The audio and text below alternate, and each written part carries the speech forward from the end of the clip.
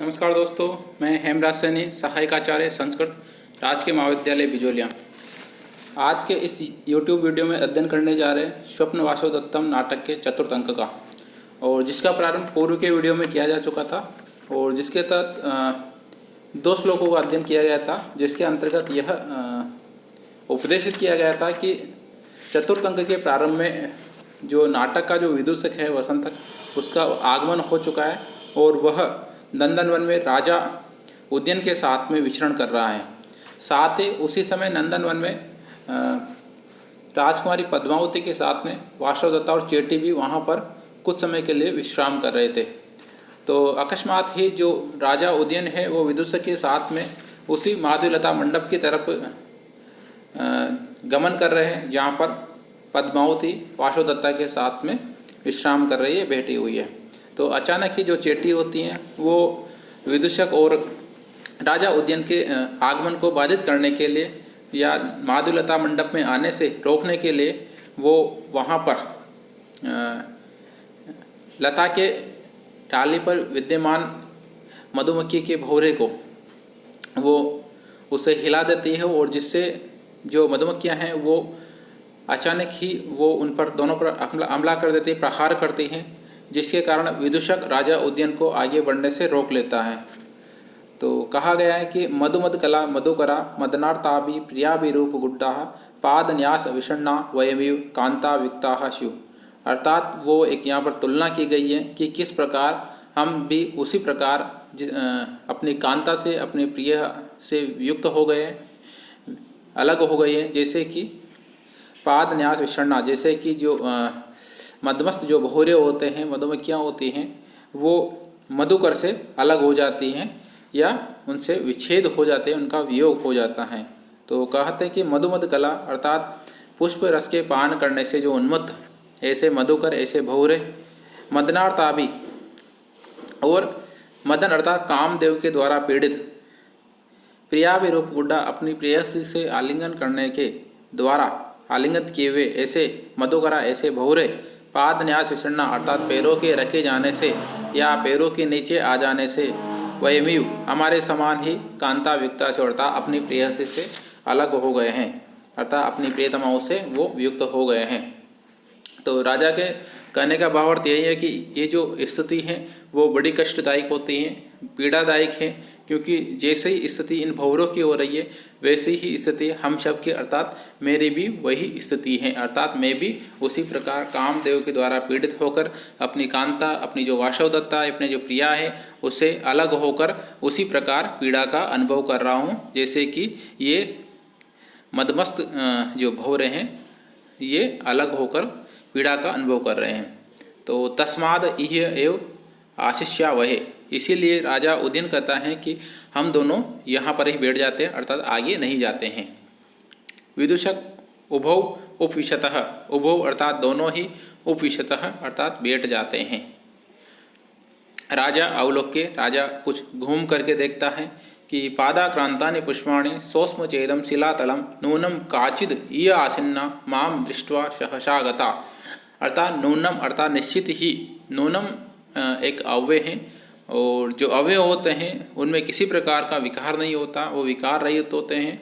साथ ही उनके किसी प्रकार के वचन, विभक्तियाँ, शब्द रूप, धातु रूप, किसी भी प्रकार के उनका कार्य देखने को नहीं मिलता है। तो नूनम अर्थात निश्चित रूप से, काचित अर्थात कोई, यह अर्थात यहाँ पर इस स्थान पर, आसीन्ना अर्थात बैठे हुए थे, अर्थात कोई व्यक्ति यहाँ पर विराजमान था, जो माम दृष्टवा अर्थ जो मुझे देख, माम अर्थात मुझे, दृष्टवा अर्थात देख करके, दृष्टदास से कत्वा प्रत्यय करने पर दृष्टवा शब्द निष्पन्न होता है, अर्थात दृष्टवा अर्थात देख करके, सहसा अर्थात अचानक, सहसा शब्द भी यहाँ पर अव्यय के रूप में आया है, अर्थात सहसा अर्थात अचानक ही, गता अर्थात यहाँ से चली गई है। अर्थात कोई यहाँ पर पहले विराजमान था, विद्यमान था, विश्राम कर रहा था, जो मुझे देखकर अचानक ही यहाँ से चला गया है। कैसे स्थिति पता लगती है, क्यों चला गया, या उसके जाने के पश्चात ये राजा उदयन को कैसे आभास हो रहा है कि यहाँ पर कोई बैठा हुआ था, यहाँ पर कोई विद्यमान था। तो कहते कि पादाक्रांतानि अर्थात पैरों से आक्रांत किए हुए, पुष्पाणि अर्थात पुष्प जो हैं वो सो उष्म, और जो उष्म अर्थात जो गर्म उष्म च इदम शिलातलम, यह जो शिलातल है अर्थात ये जो बैठने का स्थान है, ये जो शिला का जो पट्टिका है, शिलातल है, शिलाखंड है, ये भी गर्म गर्म है अर्थात उष्म है। अर्थात यहाँ पर काफ़ी समय से कोई पहले यहाँ पर कोई विद्यमान थे। तो पादाक्रांति अर्थात पैरों से या फूलों को देख करके, तो देख करके, अवलोक्य अर्थात देख करके, अर्थात पादाक्रांति अर्थात पैरों से कुचले हुए पुष्पों को देख करके।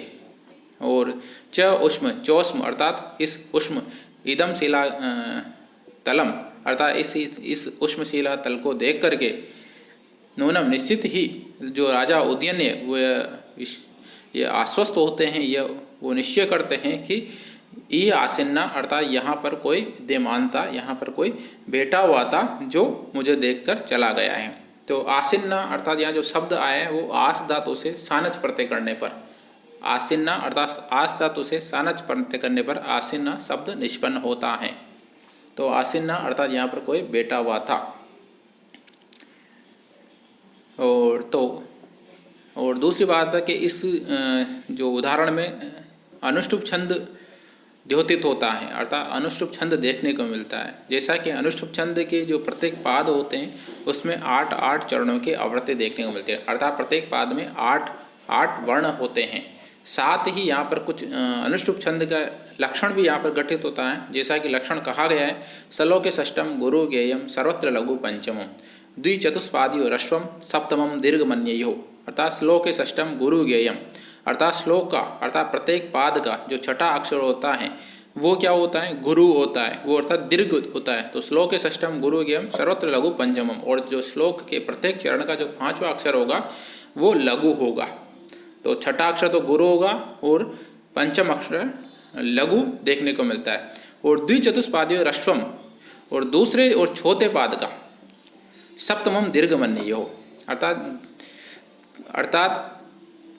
जो द्विचतुष्पादियो रश्वम अर्थात जो दूसरे और छोटे पाद का जो पंचम वर्ण होगा वो रश्व होगा, और सप्तमम दीर्घमन्ययो, और जो अन्ययो अर्थात प्रथम और तृतीय पाद का जो सप्तम वर्ण होगा, सप्तम दीर्घ अन्ययो, वो दीर्घ होता अर्थात वो गुरु होता है। और उत्प्रेक्षा अलंकार इसीलिए कि यहाँ पर जैसे कि नूनम, मैंने पहले भी वाले वीडियो में भी बताया था कि उत्प्रेक्षा अलंकार के कुछ शब्द घटित होते हैं उदाहरण में, यदि उन शब्दों की आवृत्ति देखने को मिलती है, उनका प्रयोग देखने को मिलता है, तो निश्चित रूप से वहाँ पर उत्प्रेक्षा अलंकार का प्रयोग किया जा सकता है, होता है, संभावना ज़्यादा रहती है। तो नूनम, तो जैसे मन्ने संकम ध्रुम पर आए नूनमित्ते वाद भी, तो यहाँ पर भी नूनम अर्थात नूनम पर अव्यय का यहाँ पर प्रयोग देखने को मिलता है, और नूनम निश्चय ही या मानो अर्थ में यहाँ पर उसका प्रयोग किया गया है। तो निश्चित ही यहाँ पर कोई विराजमानता ऐसा श्लोक में भावार्थ देखने को मिलता है, भावार्थ प्रयोग किया गया है महाकवि भास के द्वारा। तो उत्प्रेक्षा अलंकार यहाँ पर घटित होता है। आगे पद्मावती दिष्टि उपविष्ट आर्यपुत्र, जैसा कि मैंने पहले बताया कि माधुलता मंडप में या नंदन वन में उस समय राजा विदूषक और उद्यन के अलावा पद्मावती और वासवदत्ता भी वहाँ पर विराजमान थे। तो पद्मावती और वासवदत्ता उन दोनों की ही वार्ता को सुन रहे थे, उनकी बातों को सुन रहे थे। तो जो पद्मावती होती है वो कहता है कि दिष्टया उपविष्ट आर्यपुत्र, दिष्टया अर्थात भाग्य से, उपविष्ट अर्थात बैठे हुए हैं, आर्यपुत्र अर्थात आर्यपुत्र राजा उद्यन, अर्थात राजा उद्यन, आर्यपुत्र राजा उद्यन ने वो भी भाग्य से यहीं पर बैठे हुए अर्थात इसी नंदनवन में विद्यमान है। वासवदत्ता दिष्टया प्रकृतिस्थ शरीर आर्यपुत्र, तो दिष्टया अर्थात भाग्य से, आर्यपुत्र अर्थात आर्यपुत्र उद्यन, प्रकृतिस्थ शरीर अर्थात निश्चित स्वाभाविक रूप से या शरीर से स्वस्थ तो है ना, इस प्रकार से वो वासवदत्ता मनी मन आत्मगतम अर्थात मनी मन ऐसा विचार करती हैं कि निश्चित रूप से जो भाग्य से या भाग्य के वशीभूत होकर जो राजा उद्यन है वो निश्चित रूप से स्वस्थ हैं। तो चेटी कहते भृतृदारिके अर्थात हे राजकुमारी, शास्त्रुपाता खलु आर्या दृष्टि, शास्त्रुपाता खलु निश्चित रूप से आर्या उद्यन अर्थात राजकुमारी जी, शास्त्रुपाता खलु आर्या दृष्टि अर्थात शास्त्रुपाता सा अश्रुपाता अर्थात जो उसकी आंखें अश्रुपात से या आंखें अश्रुयुक्त हो गई हैं, खलु आर्या दृष्टि आर्या की जो आंखें हैं वो निश्चित रूप से आंसू से व्याप्त हो गई अर्थात आंसू आ रहे हैं। तो वासवदत्ता ऐसा खलु मधुकराणम अविन्यात का शंकु सुमरेण सुमरेणुना पतितेन शोधका में दृष्टि। तो जो वासव दत्ता होती है वो चेटी की बात को काटते हुए कहते हैं कि ये इस प्रकार या बिना कोई रीजन या बिना कोई कारण के मेरी आंखों में आंसू नहीं आ रहे। तो वो यद्यपि कहना यह चाहते थे कि वो राजा उदयन को देख करके उनकी आंखों में आंसू आ गए थे, तो वो कहते हैं कि ऐसा कोई कारण नहीं है। अर्थात मधुकराणाम अविन्यात, अर्थात मधुकरों के अर्थात भौरों के अशिष्टाचार से, मधु या भौरों की उदंडता से क्या हुआ, मेरी में दृष्टि अर्थात मेरी जो आंखें हैं काश कुसुम रेण, काश के पुष्पों के रेणु से कि धूल पड़ जाने से, पतितेन अर्थात पड़ जाने से, शो उदका अर्थात जो मेरी जो दृष्टि है, जो मेरी आंखें हैं वो अश्रुपूर्ण हो गए, अर्थात मेरी आंखों में आंसू आ गए हैं। तो कहने का भावार्थ ये है कि वो अपनी बात को वो यहाँ से हटा रही है, अर्थात वो चेटी की बात को काट रही है जो दासी हैं। तो पद्मावती युज्यते अर्थात पद्मावती कहते हैं कि ठीक है, अच्छी बात है। तो विदूषक अर्थात भो अर्थात हे श्रीमंतः शून्यम खलु इदम प्रमदवनम, अर्थात ये जो प्रमदवन है वो बिल्कुल सुनसान है, बिल्कुल किसी प्रकार के यहाँ पर किसी भी व्यक्ति का वास नहीं है, अर्थात बिल्कुल निर्जन है। तो प्रष्टव्यम किंचिद अस्ति, तो प्रष्टव्यम अर्थात पूछना चाहता हूँ, किंचिद अस्ति अर्थात कुछ, अर्थात आपसे मैं कुछ पूछना चाहता हूँ। पृच्छा भी भवन्तः, तो पूछता हूँ, भवन्तम अर्थात पूछूँ। तो राजा छंदतः, राजा कहता है कि अर्थात खुशी से ठीक है पूछो, पृच्छति पूछो। तो विदूषकः, विदूषक कहता है का भवतः प्रिया, का भवतः प्रिया अर्थात आपको कौन प्रिय थी। तदानीम तत्र भवती अर्थात उस समय की, तत्र भवती वह विद्यमान राजकुमारी या महारानी वासवदत्ता, इदानीम पद्मावती वह अथवा इस समय विद्यमान महारानी पद्मावती, अर्थात का भवतः प्रिय अर्थात आपको इन दोनों में से कौन ज़्यादा प्रिय है। तो राजा किम इदानीम भवान महति बहुमान संकटे माम नश्यति, तो किम इदानीम तो क्या अब, भवान आप भी, महति अत्यधिक, बहुमान संकटे माम नश्यति क्या अधिक संकट में मुझे गिराओगे। तो विदूषक है कहता है कि क्या यही एक समय है और इसी समय जैसा कि महति बहुमान संकटे अर्थात मुझ पर बहुत अधिक संकट आए हुए और फिर भी आप मुझे बड़े इस संकट में डाल रहे हो, प्रेम संकट में डाल रहे हो। तो पद्मावती हला अर्थात हे शकी यादृशी संकटे निक्षिप्त आर्यपुत्रः, यादृशी अर्थात जैसे ही संकटे निक्षिप्त आर्यपुत्र अर्थात जैसे ही संकट में निक्षिप्त गिरे हुए डाले गए आर्यपुत्र अर्थात आर्यपुत्र हैं, वैसे ही वो पद्मावती कहती है अर्थात वैसे ही मैं भी संकट में ही हूँ, अर्थात मैं भी इसी प्रकार आश्वस्त नहीं हूँ। तो वासवदत्ता आत्मकथा मनी मन अहम च मंदभागा अर्थात मैं भी मंद भाग्यशाली हूँ, अर्थात जो इस प्रकार से की वार्ता को सुन रही, इस प्रकार की बात को कानों के द्वारा सुनने को मिल रही है कि कौन अधिक प्रिय थी। तो विदूषकः श्वेरम श्वेरम भणतो भवन अर्थात शीघ्रता कीजिए, शीघ्रता कीजिए अर्थात निसंकोच, भणतो भवन अर्थात हे आर्य, हे राजा उदयन, हे राजन आप निश्चित रूप से बिना किसी संकोच के कहिए, बताइए। एको व्रता अपरा असन्निता, तो एक उव्रता अर्थात एक तो मर गई, उप्रता उपरमण हो गई रमण अर्थात एक तो परलोक सिधार गई और अपरा असन्निता और जो दूसरी महारानी है वो भी इस समय पास में नहीं है, इदानीम न असन्निता अर्थात इस समय यहाँ पर नहीं है। तो राजा कहता है कि वैश्य अर्थात हे मित्र न खलु प्रियाम अर्थात मैं नहीं करना चाहता, मेरी इच्छा नहीं है। भवांस तो मुकरह और तुम तो मोहभट्ट हो, तुम तो मुकर हो, कुछ भी बोल देते हो अर्थात किसी प्रकार का तुझे ध्यान ही नहीं है कि क्या बोलना है, किस समय क्या वार्ता करनी है, क्या पूछना चाहिए। तो भवांस तु भगवान अर्थात तुम तो मुकुर हो अर्थात मोहभट्ट हो। तो पद्मावती कहते हैं एतावता भणितम आर्यपुत्रः, तो एतावता इस प्रकार कहने मात्र से, एतावता अर्थात यह कहने मात्र से ही, भणितम एतावता भणितम अर्थात यह कहने मात्र से ही आर्यपुत्रेण अर्थात आर्यपुत्र ने कह दिया है, अर्थात जो कुछ कहना था मैं अब वो समझ गई हूँ, अर्थात निश्चित रूप से अब मैं अधिक सुनने के लिए लालायित नहीं हूँ।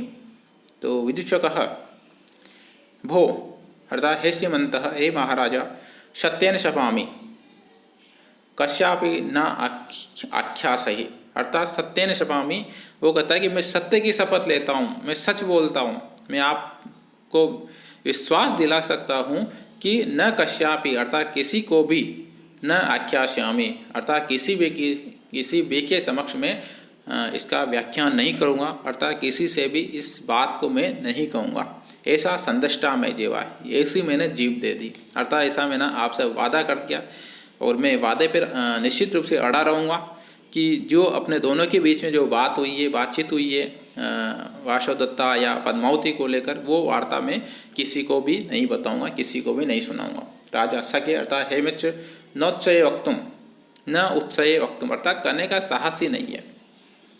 पद्मावती अहो हरे हाय अस्य पुरोभागिता एतावता हृदयम न जानाति। तो अस्य पुरोभागिता अर्थात इसकी हठता, इसकी हठ प्रवृत्ति, एतावता हृदय न जानाति इसके हृदय को नहीं जानती, अर्थात इसके हृदय में क्या विचार विमर्श चल रहा है, क्या चिंतन मनन चल रहा है, ये इसकी हठभागिता को कौन नहीं जानता। तो विदुषक कहता है किम वर्णति नाम हम, क्यों नहीं मुझसे कहते। तो वो कहता है कि नहीं आपके जो मन में चल रहा है वो बात निश्चित रूप से आप प्रकट कीजिए, आप बताइए मुझे। अनाख्याया अस्माभिः शीलापट्टकांत शक्यम एक पदम गंतुम न शक्नुमः अर्थात अनाख्या बिना कुछ कहे शिलापट्टकात अर्थात इस शिलापट्ट से न शक्यम एक पदम अभी गंतुम अर्थात एक पैर भी, एक कदम भी मैं आपको आगे नहीं बढ़ने देगा कि जब तक आप ये नहीं बताते कि कौन अधिक प्रिय है। तो ऐसे रुद्धो अत्र भवन, ये लो आपको रोक दिया गया, ऐसा वो आगे आ जाता है राजा उदयन की, अर्थात हे लो मैंने आपको रोक दिया, आपका मार्ग अवरुद्ध कर दिया, अब मैं आपको यहाँ से इस शिलापट को छोड़कर नहीं जाने दूंगा। तो राजा किम बलात्कारण, क्या जबरदस्ती है। विदुषक का आम बलात्कारण, हाँ निश्चित रूप से जबरदस्ती है, अर्थात आपको बताना ही होगा। राजा तेन ही पश्याम तावत, तो देखता हूँ, तेन तो पश्याम देखता हूँ मैं भी, ठीक है कैसे रोकते हो मुझे। तो विदुषक का प्रसिद्ध भगवान प्रसन्न होइए महाराज। वैश्य भावेन स्थापितोसी अर्थात आपको मित्रता की सौगंध है। स्थापितो यदि सत्यम न बने, यदि आप सत्य नहीं करते तो जो हम दोनों की मित्रता है वो मित्रता टूट जाएगी। तो इस मित्रता की शपथ है, इस मित्रता को कि श्राप देता हूँ मैं आपको कि आपको निश्चित रूप से उस बात को बताना ही होगा। तो राजा का गति, ठीक है क्या होगा श्रीताम सुनो। तो सुनो, पद्मावती बहुमता मम यद्यपि रूपशील माधुर्यै वासव दत्ता बद्धम न तो तावन में मनोहरति। अर्थात राजा उदयन यहाँ पर एक अपनी जो वाक चातुर्य है उसको प्रकट करता है कि कहने का भाव अर्थ क्या है कि वासव दत्त पद्मावती बहुमत्ता कि यद्यपि मम मुझे पद्मावती जो मगध राजकुमारी राजा दर्शक की बहन पद्मावती हैं वो भी मुझे बहुत अधिक प्रिय हैं। कैसे प्रिय, यद्यपि रूपशील माधुर्य, रूप और सौंदर्य, शील, चरित्र, सदाचार, विनम्रता, विनयता, माधुर्यता इत्यादि इन गुणों के द्वारा जो मम जो मुझे अर्थात जो पद्मावती हैं वो अत्यधिक प्रिय है, अर्थात मैं उसे अत्यधिक प्रेम करता हूँ। किंतु वासव दत्ता बद्धम, किंतु वासव दत्ता में बंधे हुए में आबिद्ध तावन में मनो न हरति अर्थात जो मेरा मन है उसे कोई नहीं खींच सकता, उसे दूर नहीं कर सकता। अर्थात आज भी मैं वासव दत्ता से उसी प्रकार प्रेम करता हूँ जैसे कि पहले करता था। तो वासव दत्ता में आज भी मेरा मन उसी प्रकार आकर्षित है, आज भी मैं वासव दत्ता की इच्छा करता हूँ। तो यहाँ पर राजा उदयन ने एक बिल्कुल चातुर्यपूर्ण ढंग से विदुषक की जो बात थी उस बात का एक अच्छी ढंग से उत्तर दिया है, निपुणता के साथ में उत्तर दिया है। और इसी कारण जो राजा उदयन हैं वो यहाँ पर जो नायक के रूप में वो यहाँ पर धीरोदात्त नायक के रूप में महाकवि भास द्वारा यहाँ पर प्रकट किए गए हैं। और साथ ही यद्यपि धीर ललित नायक के रूप में यहाँ पर प्रस्तुत किए गए और क्योंकि रूप सौंदर्य इत्यादि की यहाँ पर परख रखते हैं, किस प्रकार वार्ता करनी होती है, बातचीत करनी होती है, कैसे प्रश्न का उत्तर दिया जाता है, ये सब धीर ललित नायक की कोटि में यहाँ पर देखने को मिलता है। तो वासव दत्ता आगे कहती है आत्मगता मनी मन इस प्रकार विचार करे। तो जो राजा उदयन और विदूषक के हैं ये वार्ता निरंतर इसी प्रकार से इसमें इस अंक में चलती रहती हैं। और जो वहाँ पर उनकी वार्ता को जो सुनने वाले हैं वासव दत्ता और जो पद्मावती हैं, वो भी अब मन ही मन इसी प्रकार वहाँ पर विचार करते हैं कि राजा उदयन क्या क्या कहने जा रहा है। अगले वीडियो में इसी प्रकार इसी अंक को आगे बढ़ाते हुए जो श्लोक आएंगे उनका निश्चित रूप से शप्रसंग व्याख्या या उनके अनुवाद करते हुए कुछ व्याकरणात्मक रूप भी उनकी प्रस्तुत किया जाएगा। उनको धन्यवाद।